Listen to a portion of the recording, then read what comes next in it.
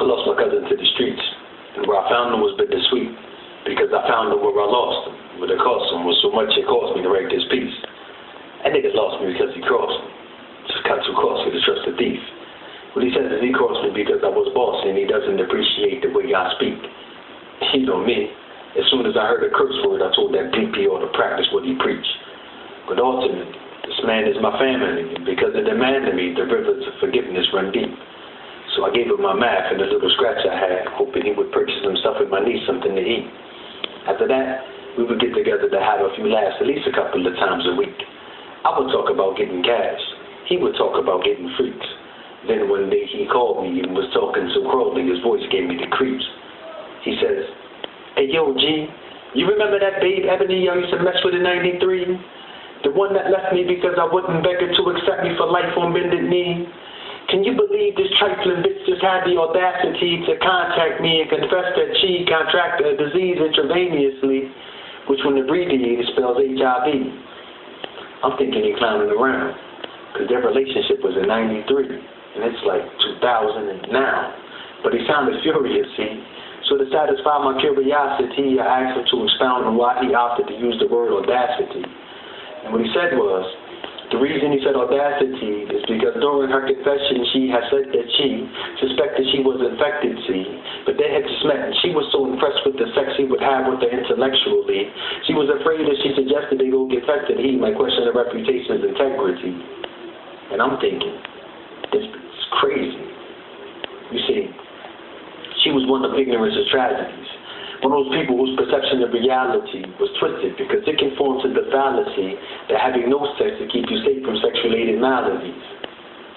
I said, she was one of ignorance of tragedies.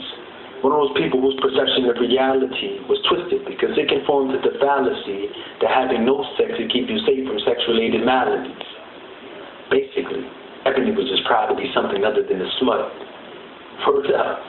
Before she let my cousin cut, she had been celibate for like 3.5 years because she was secretly caught up in heroin addiction, and the only prick that she cared to have running up in her system was that needle prick that had her dipping like this here. And this is what she feared he'd find out. If he began to question the past that she was lying about, and I covered the phone's mouth and I'm crying about how I'ma lose me another side, another JC, another Wayne, and then I shout, ain't gonna be no sunshine once you're gone. All I'll see is dark.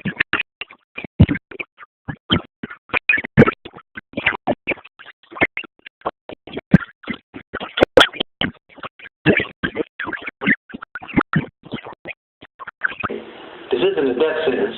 He just hoped that death would serve as penance for the innocent men and women he infected unintentionally. See, regardless how much he repented, he still ended up a demented entity because he couldn't get it out of his head.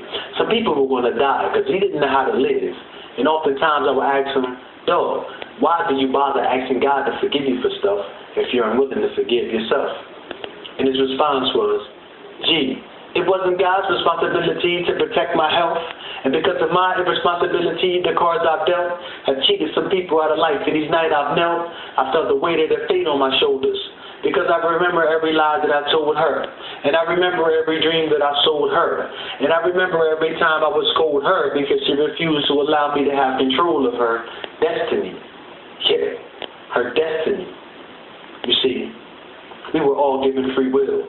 It's up to you whether you lie, cheat, steal, rob, rape, kill, or indulge in something to the death of you because you love the way it feels. However you choose to seal the deal, remember this, you will reap what you sow from the land that you till. And this particular piece is so real, I can't even bring it to a close. So I take a positive risk and just end it with a pose.